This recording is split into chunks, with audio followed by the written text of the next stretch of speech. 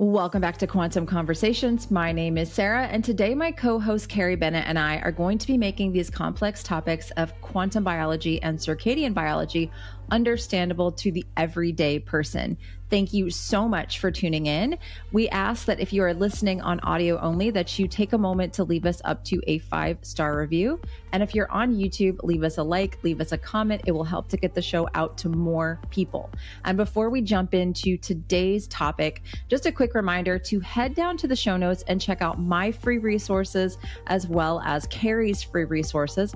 We also do have courses on a variety of topics. If you are hoping to dive deeper, Carrie and I both have practitioner courses available as well for anyone who wants to begin to bring these topics to their clients and help them to implement these strategies into their daily lives. So check those out. We also have a co-taught course called Quantum Fertility that is available that allows people and practitioners to work on their fertility using these principles of quantum biology and circadian biology. Again, thank you so much for listening or watching today's show, whichever one you are doing. And let's go ahead and jump into it now.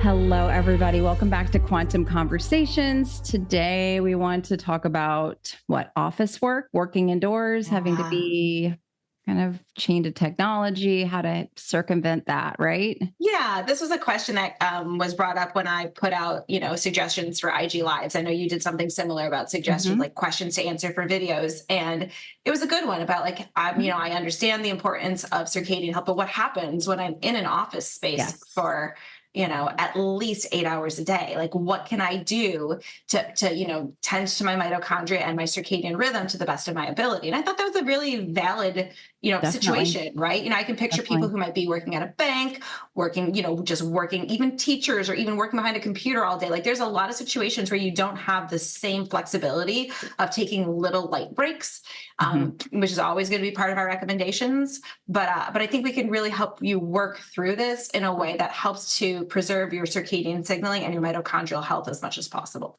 Agree. And I mean, I worked in an office for years before I came home and started just basically staying with my daughter full time and teaching yoga, shifted careers. But I mean, I worked in an office, so I remember like a few things that are a mismatch for our biology about an office. I mean, and it's changed since I was in an office because there was no Wi-Fi. Right. And there was not really Bluetooth when I was in the office, and that can be a big issue. But let's maybe just go down the list of a few things that are problematic if you're in an office all day. And I know, number one, a lot of times the windows, you can't open them. I deal with that with a lot of school teachers also, although I have worked with a lot of school teachers that do open the window in their classroom. Yeah, they're like, forget it. We're doing it. I don't care. It's happening. Or sometimes they've got a little separate office space that's not in their actual classroom that has a window they can open as well. Yeah. Yeah. So if you're in so let's for this conversation assume they can't open a window.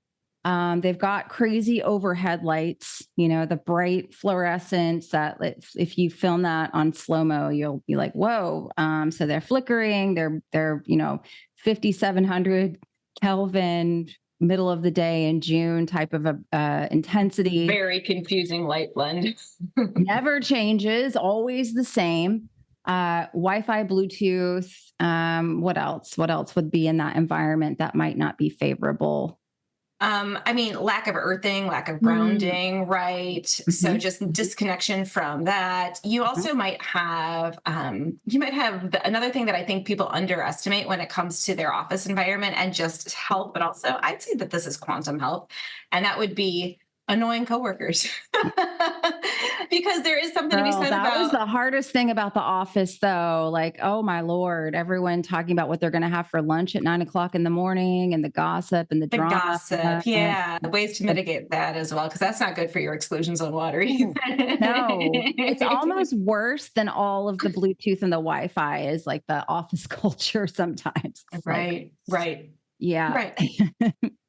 Yeah. So, I mean, should we tackle it from like a light perspective before a non-native EMF perspective, and then maybe earthing and additional mitochondrial supports and things like that. Okay. Yeah. So first and foremost, if at all possible, get the natural light signaling into your eyes before you get to the office. Yes. Right? Yes.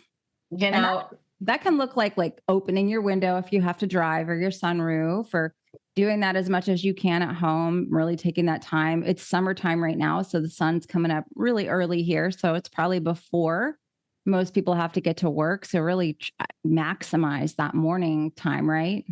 Oh, absolutely. As much as possible. So check in with it. Like, let's say the window above, go outside at sunrise if you can before you're at work. As you're prepping stuff for work, open the windows in your house, open the windows, like you said, as you're driving, or your sunroof if you can. Park as far away as you possibly can in the parking lot, and naked eyes, like no sunglasses, like walk in. All those little lights, like all those little that's just light signaling. That just keeps your body in a coherent signal for as long as possible before you get into that office environment. Yep, absolutely. And it may be bright in there, but it's not the lux is probably what, like 200-300 in an office, you would say? Probably, depending, probably a little brighter than that. But at the same time, nowhere near the tens of thousands of lux you can get on a bright, sunny summer afternoon. So yeah, so it's still going to feel dim to your body. And so, I'd say once you get inside, if you can't open a window, you can potentially do something to minimize the amount and intensity of blue light entering your eyes. I would say from the computer screens, or even from the LED bulbs. Some fluorescents do contain the blue wavelength, and that would be, for me, yellow tone blue blockers in that type of an office environment are a must. Yeah. They absolutely are a must. And, people are like, well, how do I know if I'm blue light toxic? Well, that hormone imbalance is a signal. Poor sleep is a signal. Intolerance to the sun is one. Sun intolerance, symptoms of vitamin A depletion, which would be not having good night vision, or like that chicken skin, on the like little bumps on the skin, backs of the arms, especially. All those to me indicate like, the blue light your body is receiving is way too much, way more than you would be getting from the natural exposure to sunlight, and you got to mitigate. And even if you're, oh no, go ahead. I was gonna say, even if you're not experiencing any symptoms like that, if you're in an office environment that like the one we discussed, yellow blue blockers are a must. I was going to say a lot of people I'm getting now they put on blue blockers. It's more so the red and orange, like the evening time, but they get really bad headaches. And I'm like, that's, I think, another symptom of blue light toxicity. What do you think? When they first start wearing the orange and the reds, I just think it's when you take away that blue and you don't have those dopamine levels in the same way, right? You don't have those cortisol bursts and things like that in the same way. So yeah, it can take a bit of a transition for sure. But that'll go away. That's transient. I've never seen that. Yeah, it's just it's an adjustment, but it's another sign that you're blue light toxic. Now, speaking of which, I wouldn't wear the orange or the red ones at work, right? Because we want some blue light entering our eyes to tell our brain it's still daytime, right? The signal that the day is ending is the blue light disappearing. And so in an office environment, even if you've got garbage light, you'll still want to just keep it to the yellow tone blue blockers. This is a lovely example. This person's not a client of mine. And maybe I've shared this on this conversation podcast before, but let me reiterate it, because I was at the grocery store, and we're talking big box one, right? It's called Meijer up in here. Meijer. It's like a, Publix on, maybe in a Publix on steroids. It's like a huge big box grocery store that has everything in it. And one of the checkout gentleman, I was like, young man, I was like, he was wearing very intense yellow clip-ons over his prescription glasses. And I said, I was like, yeah, I work a lot with different types of lenses and light and stuff. Like, I was like, what was the impetus for you to put those on and wear those? And he was just like, I found that being in this type of an environment and staring, he's like, all of a sudden when they switched to the computer screens became a lot different in terms of the checkout process. The lighting became a lot brighter. He said that started to trigger migraines and poor sleep in him, right? Ding, ding, ding. Yep. And all he had to do was put the yellow ones on, and that mitigated it a ton for him. And so that is an environment where you're literally not going to get any natural light at all. It's all that pure artificial stuff. And even the yellow ones like that were able to mitigate enough of that blue light toxicity to drastically improve his symptoms. Oh yeah, I believe it. And myopia too. Like that was one of the crazy things that happened with me when I started wearing blue light blockers. I was super skeptical and like, oh, these are so silly, you know? But when I started consistently wearing the yellows, when I was in an environment with a lot of blue light, which I'm lucky I don't have to be in environments like that, unless I'm filming. And that's by choice, you know, and I'll go do what I got to do to mitigate this afterwards. But, you know, the red at night, the orange, those are so super helpful. And I noticed that, you know, when I had turned about 40, I couldn't see what was on the writing across the room. I was like, oh man, well, my parents both had to get glasses at 40. So this just must be where I'm headed. No, I started wearing the blue blockers within just like a couple of months. All of a sudden, I could read clearly again. And then you dive into some of the research on myopia and unfiltered blue light, and it's pretty astounding. And so you really like, you wonder, what are we doing to our children? What are we doing to our office workers, to all these people that have to be in people that work in hospitals that don't know that they can just, like you said, get a pair of, and I'm assuming it's probably something like Spectra 479. They have clip-ons. You can get those on Amazon, no affiliation, something simple like that. I always tell people, get the cheap ones if you're skeptical. Then if you're like, oh my gosh, this is really working, and you want like comfort and, you know, style, go for your like Raw Optics or your Viva Rays and get the nicer ones, but you don't have to necessarily start there to see a benefit, right? Yeah, no, definitely not. I mean, you and I don't know where you started. I started my blue blocking journey with a really great, but still great company and an expensive one, Midwest Red Light Therapy, right? Yep. You're looking at the $30 to $40 range, and they're very, very effective glasses. So if you just want to test them out, like you said, there's some great inexpensive options that you can get for these things, and just see. If you're back to the office space, if your company lets you, let's say you're in an individual office, right? You don't have to share with anyone else. Turn off the overhead lighting if at all possible, right? Yes. You know, turn off the overhead lighting. There's no need, and there's absolutely no need for artificial light. And especially the type of fluorescent lighting and LED lighting in those environments, they do, as Sarah said, they flicker, which is by definition going to just start to disturb the nervous system, put the body more on high alert. If you've never seen those flicker, you know, picture just being in a strobe lit club, right, all the time is just what your nervous system is. iPhone and like film it on slow-mo, and you can usually see it. Like, I stayed at the beach with my sister a couple years ago when I was pregnant. It was like a, you know, last hoorah girls time. I mean, as much as you can do that when you're pregnant, but like we were staying in this condo, and there were she just kept turning on the lights, and I was just like, no, like you can't do that. And she's like, why? And I filmed it and showed her, and she was like, oh, do all lights do that? I'm like, most of them do. Can you imagine like what that is doing to your, you know, she's very sensitive like me. And I'm like, just trust me on this one. Right.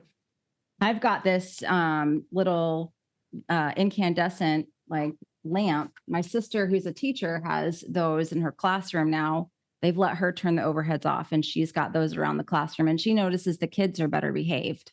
Totally. I'm going to say this. I was saying the same thing. I've had the teachers who have turned their lights off and have taken light breaks with their kids outside, which is easier to do in elementary school. Oh yeah. She's second grade. Yeah. Makes a huge difference in terms of the kids' ability to focus and concentrate. It's really astonishing. It's really astonishing. I mean, it's not to us. Yeah. But like, there's the little, you can watch it on YouTube, Health and Light, John Ott, right? Like where he actually shows that, like it's legitimate. It's very, he studied it extensively. Yeah. So if you can turn the lights off, turn them off. If you want to even if you're able to mitigate your screen,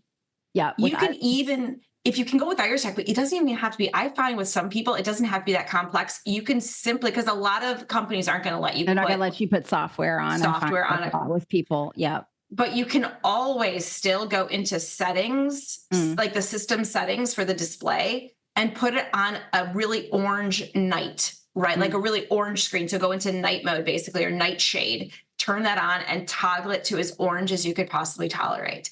Not perfect, right? It's not, but it's still, all these little steps add up into reducing the amount of that really, really intense blue light that we're not designed to look at all day long. Right. And then, I mean, it's one of our show sponsors, but like when I have to work down here, I'll keep my little, my bond charge, you could just set it on your desk and you can work like that. If you can't necessarily turn the overhead lights off, I think that can also be helpful to mitigate some of that blue. And if that's going to disrupt people in terms of the brightness of the red in the office environment, you can lay that directly on the skin and allow that so that way you put it basically under clothing, and you can still then get some of that red light signaling that's going to red and near infrared that's going to support mitochondria. Really, in an office environment like that, what we see happening with that unopposed blue light, what we see happening is it starts to really inhibit mitochondrial water production. It's lacking in the light that supports mitochondrial water and ATP production, which is why we recommend things like using red light therapy devices during your work day, if at all possible, to be able to support mitochondria's ability to continue to make that beautiful water and ATP.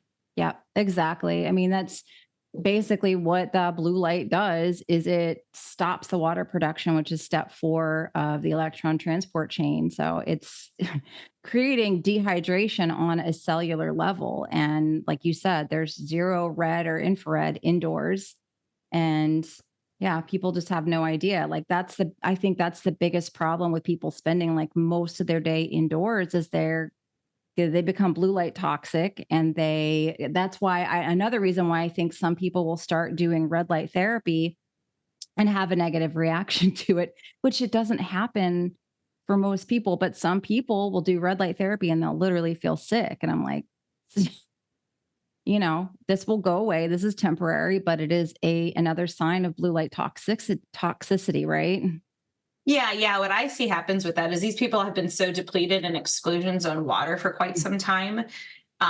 They've really accumulated a lot of intracellular toxins. And so as they start to increase mitochondrial water production, it starts to push those toxins into the lymphatic drainage system outside the cell, which can be very sluggish. Typically, if you're blue light toxic, and you live indoors, your lymphatic system is not flowing. I did a whole Instagram live recently about how infrared light and exclusion zone water drives lymphatic flow, right? Yeah. And so you can imagine how then building this exclusion zone water and pushing it into the lymph that still is stagnant can lead to those symptoms of just feeling like what we would typically call them detox reaction or a herpes or something like that.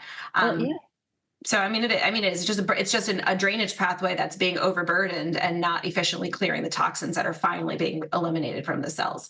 So ultimately your mitochondria are going to be better off because you're making that exclusion zone water. You're giving them the near infrared light to make melatonin inside of the cell, right? To clean up the damage. But at the same time, if there are some drainage pathways that are blocked, that could lead to some of those symptoms. Yeah. It's so funny, like just shifting your mindset around that. Like just on a side note, my husband has been working with Dr. Hussey a little bit, doing some coaching, and we're going to have him on in a couple of episodes. And he's like, so I'm listening to this podcast with, I won't name the name. It's a popular functional medicine doctor. My husband's always liked him. He has a good podcast, whatever. It's cool. I think he's a nice guy, but he likes the podcast. And he's like, so he says like, we're also like toxically burdened now, that the solution is all of these supplements, but it just doesn't make any sense to me. Like why is everyone so overburdened with toxins now? And I'm just like, cause they're what you and I just said, they're behind windows all day, completely no red infrared light exposure. Low exclusion zone water, dehydrated on a cellular level. So they don't have, I'm like, exclusion zone water, when that becomes low, that's a defense mechanism for all of these toxins that everyone is so overburdened with today. And you need, quote unquote, all these supplements to deal with it. I think a lot of the toxicity issue would improve for people if they would focus more on building EZ rather than the next supplement protocol. And to take that one step further from our quantum circadian perspective, melanin sequesters toxins, especially heavy metals and oxidized iron, oxidized copper. Those are big words these days, iron, copper, right? And obviously there's the oxidized version of them that really truly can create these damaging loops in the body, these damaging cycles. But melanin, which is on our skin and inside of our body, and we can maintain it with sunlight on the skin. We can maintain it with cold, right? Cold plunges, cold therapy. Melanin has the ability to sequester toxins, meaning that people are also not getting ultraviolet light on their skin. They're not getting cold anymore. I mean, like, honestly, in Michigan in the middle of winter, there's literally people who probably rarely eat. They don't get cold because they go from a superheated house, all bundled up, to a preheated car, right? Where have you ever heard of an auto starter? Yeah, the remote start. Right, exactly. And so you get the remote start, warm that baby up.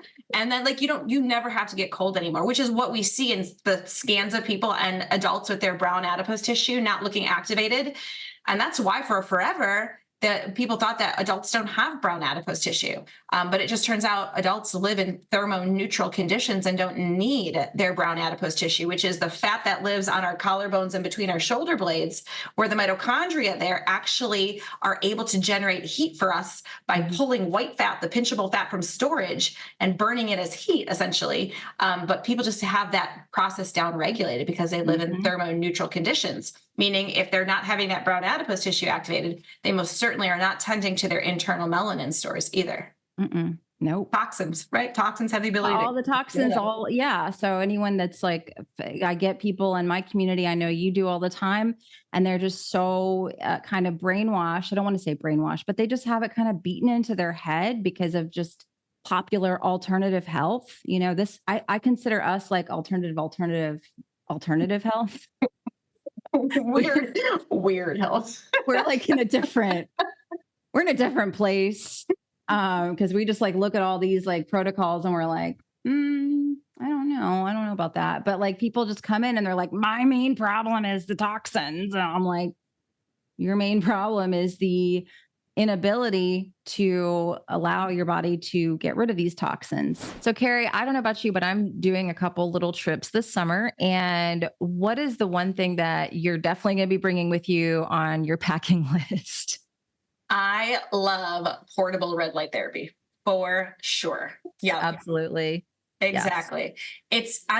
You can't underestimate, honestly, what red light therapy can quote unquote treat or support when you're away, from like eating something that disagrees with you to like your kid falls and scrapes the knee and you want to do a little extra repair and support, to a headache, to an earache, to like you name it. And just then as general maintenance, right? Or like, let's say you're at the beach, you want to precondition your skin, right? All these things. And you know, or you're traveling on an airplane and you want to kind of offset some of that mitochondrial damage that's going to naturally happen from being in a plane. Like I know Dr. Sarah brings her this is our Bond Charge Mini, and you can use the code QuantumPod to save on yours, but I know she will just kind of put it thyroid, right? Because when you're in an airplane, you are exposed to high levels of non-native EMF, and a little panel could be a great way to support your mitochondria to make more exclusion zone water so that there's a little bit of a protective barrier when you're in those high stress environments, right? Exactly. And then also in a pinch, I'll use that, like, let's say in a hotel room or something, to turn on a light if I need to, right? It's just in a pinch, it's a really good way just to kind of almost like act as a flashlight or illuminate the space at night, you know, if you need to for some reason. So I found so many uses for that portable red light therapy. Yep. It's awesome. So if you are interested in one of these, you can use the code QuantumPod. This is by Bond Charge. They are sponsoring the podcast. We really appreciate that.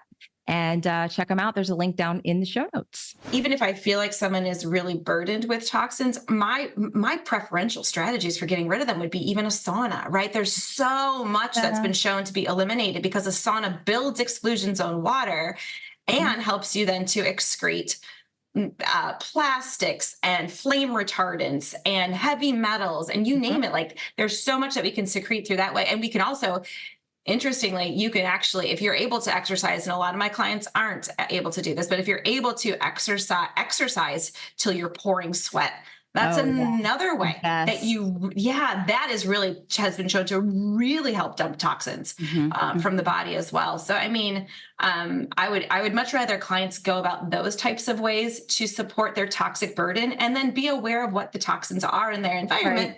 Right. Right. And so step one, eliminate the burden or reduce the burden. Then step two, build exclusion zone water and start sweating, start building Right. melanin. And those are, that can go a long way towards supporting the body's ability to eliminate toxins. Yeah. And we're not like, no, never do any sort of a detox, no. But if you got to do all these foundational things first for, I think, a long period of time before you do some of these, kind of harsh protocols, or you could really be knocking on the door of trouble, in many ways. Right. Yeah. I got this practitioner protocol out there. One of my modules is called redox drainage detox. Right. Yep. And so, we hear a lot about redox before you detox in this quantum health world. And what that means is if you build exclusion zone water, the body naturally starts to detoxify. Yeah. Well, what I think people need to work on, the detoxification, yes, like you said, that we might need to tend to that. The vast majority of people, what they just need to do is they need to build redox and make sure their drainage pathways are open. And then the amount of people that just like don't even sweat, like that's a problem. Like they can't sweat. They'll sit in a sauna for 15 minutes and there's no sweat pouring. I'm like, or they sit in it for 5 minutes and they start to feel nauseous, or they're sick, or detox reactions. Again, that's a symptom, a sign that their body is overwhelmed, and we have to open some drainage pathways for them to be able to allow those toxins to come out. Yeah.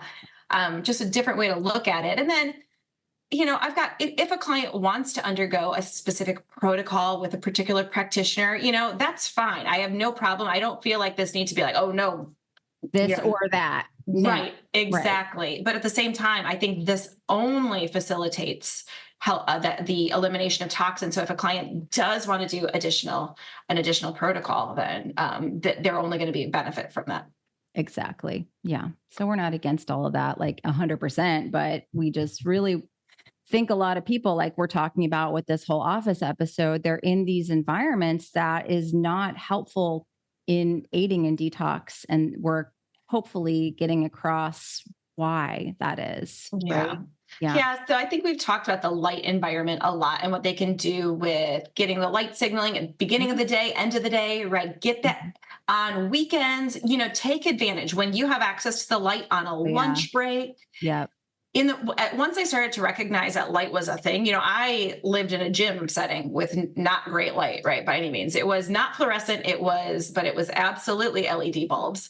And so it wasn't a great light environment by any means. But once I started to recognize the importance of circadian rhythm, I would take my lunch breaks outside in my car in the middle of the winter with the sunroof open and the windows cracked down. Right. And so that it was basically like I was eating outside to get the natural light into my eyes on my lunch break. And so anytime you're able to do that, in just even go into your car or some offices are nice these days and they've got these like little picnic areas where you can go outside and you can eat. Yeah. Take advantage of it. It makes a difference. All of those little light bursts of natural light signaling make a difference. Yeah, because it's cumulative, it's like if you can get a 5-minute hit here, a 5-minute hit here, a minute, or even a 30-second or a minute hit, that's going to add up, right? And it's going to be a good signal for your body. So I think people kind of take this like all or nothing. Like I work in an office, so I'm screwed.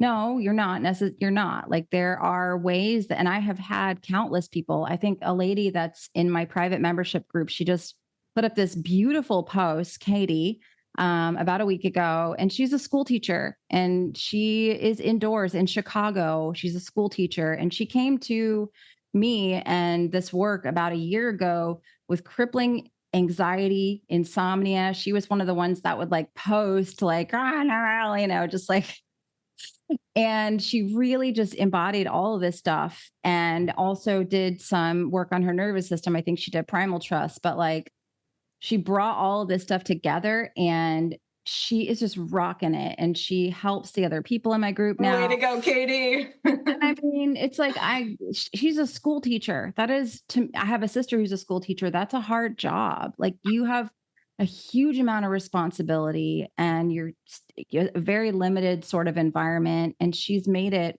work and she's thriving. And in Chicago too, which is again, northern latitude, dark winters, cold, right? Not easy, right? Just, stone's throw away. My 42nd latitude friend, a stone's throw away. Yeah, it's not easy, but like once you have some tools in your toolbox, you can make it work. And not only just to manage, you can actually thrive in these types Yes. of environments just once Yeah. you have those tools. Yeah, exactly. So I don't want anyone to ever hear the stuff that we talk about, because I know that that happens a lot. Well, I can't do all of this, so I might as well just give up. You can make this stuff work, but you just have to be strategic. So with the light breaks, being strategic there, if you want to get a little, if you can get a little lamp to set on your desk, put the overhead lights off, things like that. Mhm. Now I know we're going to get asked this question, so we definitely got to bring it up with the grounding and like the grounding pads, Sure. and yeah. So I what? mean, just knowing all the stuff that I've learned from Laura Conover and have diving into all of the books on, well, the book on it, the main one is the Earthing, Earthing by Ober, Earthing, by yeah, Ober. by Ober and Jim Oshman.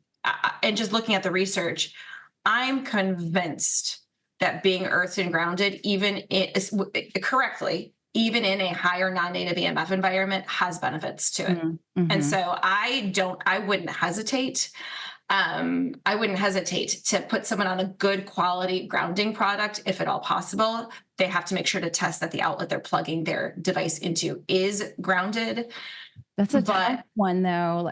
But doesn't Dr. Conover, that's where I send people to her. What is the name of her website? Intuition Physician. It's right. It's the only earthing products I recommend. Yeah. Me too. Grounding, I don't recommend anything else because she's got like a filter, a dirty electricity filter. Mm-hmm. Her cord is shielded and it filters the dirty electricity, and her mats are just really well made, right? They're organic. Yeah, they're not vinyl. Yeah, they're very, very well made. And she's pointed me to enough information showing people who are in high non-native EMF environments, for example, and getting healing. So the babies in the NICU. Yeah, that's the one she told me about when she came on. It was the babies in the NICU, and they had them grounded on like basically on grounding mats. And then the other ones in the NICU, they were not. And it's like, there's no placebo effect with babies, right? They don't know in NICU and they're babies. And it wasn't the babies that were on the grounding mats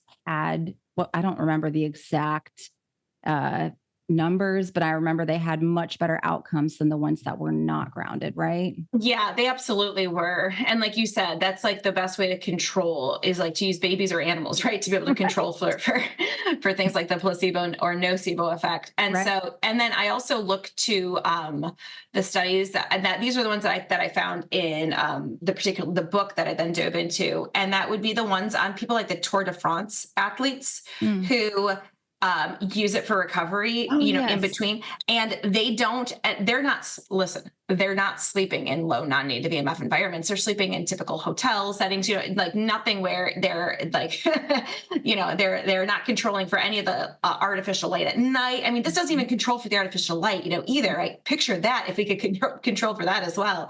Right. And you see such a faster recovery for just recovery in general, but specifically for these athletes who have actually, had a wound. Let's say they fell off their bike, they got a big gash on their leg or their arm or their body. And you see how quickly their wounds heal when they're grounded during the Tour de France versus when they're not. So, I mean, there's and again, this is not, I think that while I don't think we can fear non-native EMFs, right? I think one of the worst things we can do is fear them. Fear anything. Fear anything.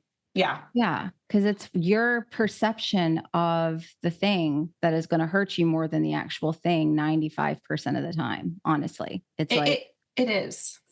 If you're freaking out about something, your body is going to say, okay, let's get on board and freak out about this. If the thoughts and intentions you're speaking around this particular thing are negative, then that's how your nervous system is going to perceive this and act accordingly. We'll take instructions from that. And so the non-native EMF fear is real with people. And I get that a lot of times people are just crippled by it. And it's like, you can't really get away from it. you know? You can't. And I've got a lovely woman in my community right now who is dealing with that amongst, probably 5 or 6 other significant, health challenges that she's been working on. And she just today said that she notices one of her go-tos because she is electrohypersensitive, one of her absolute go-tos is going outside and grounding herself. She says that's the one thing that she could pretty much guarantee that really allows her body to tap into I call it an enhanced signal to noise ratio, right? You're tapping into the natural signals of nature, the Schumann resonance, the geomagnetic pulse, the sounds of nature, the light coming from nature. And so you get rid of the noise.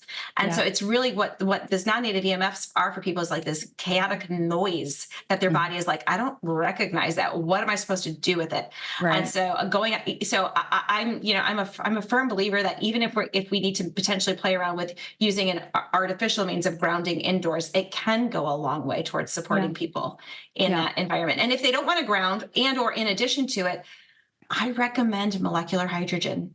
Yeah, I was going to bring that up because I've had a lot of ladies in my group that they have now bought the Holy Hydrogen machine, and they have hydrogen bags, which are awesome because once you pour the water, it only lasts for a couple of minutes before the hydrogen starts to dissipate out of the water. And so with the bags, the hydrogen stays good for, I think, a week is what Craig over at Holy Hydrogen told me. And so and you can fit 2 liters into a bag. And I've got a bunch of bags now. And so I have a lot of ladies that will bring that water to work with them. I know that there are tablets too. We've kind of gone back and forth talking about tablets, but I think there are a couple of, you've found a couple of brands that are not. I still, in spite of what I know, but some people say I still use the hydrogen tablets with a lot of success in clients. And really, there's nothing super proprietary about what causes molecular hydrogen to form. You have like basically metallic magnesium dropped into a glass, and that reaction takes place. And so I've used the ones from Water and Wellness. I've used the Mercola brand. I've used the Quicksilver Scientific H2 Elite. Like I've used all of them in clinical practice, and they all can be a benefit. Now, where I specifically notice it are in people who do have brain-based symptoms, such as brain fog, poor memory recall, migraine headaches. So that's where, to me, it indicates that the mitochondria that are being impacted in their bodies based on their environment or maybe their toxin exposures or whatever it might be is in their brain. And so that when they start to take these molecular hydrogen tablets, they do notice a difference. And so I love the idea of being able to have that with the Holy Hydrogen, but at the same time, it's not going to be in everybody's price. It's not going to be in everyone's price range. And, it's like for plane travel, things like that. I want people to have access to something. So I find that those hydrogen tabs, I say 2 to 3 glasses of that when you're in the office setting can go a long way towards helping your mitochondria. Because what happens with the non-native EMFs and the mitochondria, well, number one, the non-native EMFs decrease exclusion zone water, and they also impact the mitochondria's ability to make the water. Right. And so if we can take, and what happens with those non-native EMFs is that they're creating a lot of reactive oxygen and reactive nitrogen species, damage, right? Damaging molecules that can create these vicious cycles of more and more damage. And so the molecular hydrogen can go a long way towards reducing that damage because it acts as a selective antioxidant to sop up the majority of the damage. Yep. Yeah. So I think it can be very helpful. I'm going to fly next week, and I'm definitely going to bring some tablets on the plane because I don't want to, those bags are expensive. I don't want them to confiscate them. I'm sure that they will. Oh yeah. I think you can bring on water for medical purposes. I don't know how you would even prove that, but yeah, I've heard that before. So yeah, I think, yeah, I know. I think Jen might do it. Yeah, I know she does. But TSA in Atlanta. I just don't even, and I'm going to Miami. Yeah, TSA in Detroit. You can find things like Daryl Steiner, like once you get through security, right? So you can find stuff. I can bring my analemma wand. I can bring my MEA. Now I have my MEA water one, which I love. Thanks, Robert. Tell me about that one. I haven't heard of that one before. Oh my gosh, it's fascinating. So I met I'm Robert. gonna have to buy something else now. I met Robert Gourlay, who is the inventor of it at Tracy's Summit, right? He was a speaker there. And he was talking to me about this device that he's got, I think 4 patents from the Australian government on it. And it comes in a couple of forms. I have the one that's like the screw top, where you screw one bottle has water at the bottom. You screw essentially this connector, and then you screw another bottle on the top. And it's a magnet, a really strong magnet, that then you flip the bottles upside down and you shimmy it a little bit, and it vortexes the water into the bottle below. And you do that 4 times, and it puts a permanent negative charge into the water. And so it can't be disturbed by non-native EMFs. I've been starting to cut, like take my cut veggies from my CSA box and put them in that water for the kids just to grab, because it can reestablish the health. That's what helped. Like if we were to pick a strawberry right off the vine, it would have that beautiful charge to it, that life force. But after about 48 to 60 hours, it diminishes. Grocery store, it's been under the blue light, it's been exactly. And so this is how you can impart that charge back into it with his water. There's a lot of other things about that water that I love. He gave me a really cool presentation to look at behind the scenes that I could maybe share at some point, which I love it. So yeah, I mean, there's ways that you could even take that to an office setting and give, if you're in a charge depleting environment, which an office environment is, you can bring water, right, that has that charge to it. And if you don't want to bring all your own water, you can still get the office RO water, whatever that is, and then remineralize it and then vortex it or analemma it, right? And really allow it to have a lot more vital life force and energy into it, because those environments are inherently just dehydrating. Very, Ketone isotonic. I know we're running late on this conversation, but ketone isotonic is another one in those dehydrating type environments that I like to have clients take. To help hydrate their blood volume, give them the minerals. So yes, because it's identical basically to human blood. The blood very plasma. Similar. Yeah, in terms of the ratio of water to sodium, and also has a full blend of the minerals as well. Yeah. That, I mean, I keep saying it, but that isotonic saved my life during pregnancy. It saved me from having to take any Tylenol or Ibuprofen, anything for headaches. I was just like, give me the giant bottle, and within 20 minutes, the headache was always gone. So I was like, all right, I believe in this stuff. I mean, I told you about my histamine related issues that I solved with that. Did I tell you about that? No. So, going to Tracy's talk was great, but it was a short turnaround, and it was, 2 flights there, 2 flights back. So much. Right. Yeah. And so I felt super dehydrated, and I knew I was when I came back. And when I left for that trip, you picture how pollen like goes on top of the car and you see it everywhere. I came back from that trip, and the pollen was still there. If not even, pretty much the same. And I started to sneeze all the time and develop this postnasal drip and itchy eyes and all the symptoms that I'd never had before of allergies. And I'm like, oh, it's dehydration based histamine reactions from Dr. Botmangalich's work, right? Who I love so much. I've got that book beside my bed right now. I was chugging. I wasn't chugging, but I was taking 3 or 4 isotonic ampules a day, and within 3 days, gone. All better. Never came back. Yeah. So I would definitely be on that if I was in an office. If I had to be in that environment all day, I would do the light stuff that we talked about, taking as many breaks as possible. I would be drinking the best quality water I possibly could. I would be bringing in all my own water, quite honestly. Yeah, I would too. Yeah. The hydrogen, possibly a grounding pad from Intuition Physician from Dr. Laura's website. I think those are great. And what else? Are we missing anything else here? Blue blockers, obviously. Blue blockers, mitigate all that. And then just when you have a chance to go outside, go outside. If there's, I like to coach my, let's say office workers to wear tank tops and then cardigans. So when you go outside, you can take the cardigan off and then get more light exposure on your body. Right. Yeah. Things like that. I've had them go more towards those, like, companies like Athleta are great for like the athleisure, where you can wear like dress skirts and things like that. So you can go outside, you can go out and you can kind of like get those legs a little bit more light, and still feel like you're covered up enough in an office setting. So I think that those are really good options for getting that light on your body when you can. The one thing we didn't talk about that maybe we should just save for another episode entirely, I don't know, is the environment, the people, the environment,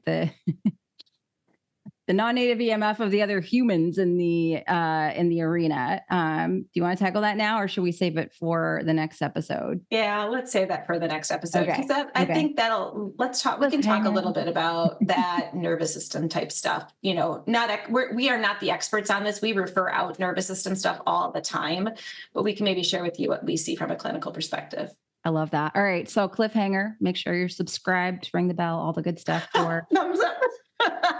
Thumbs up, like this video, leave us a comment. Thank you very much.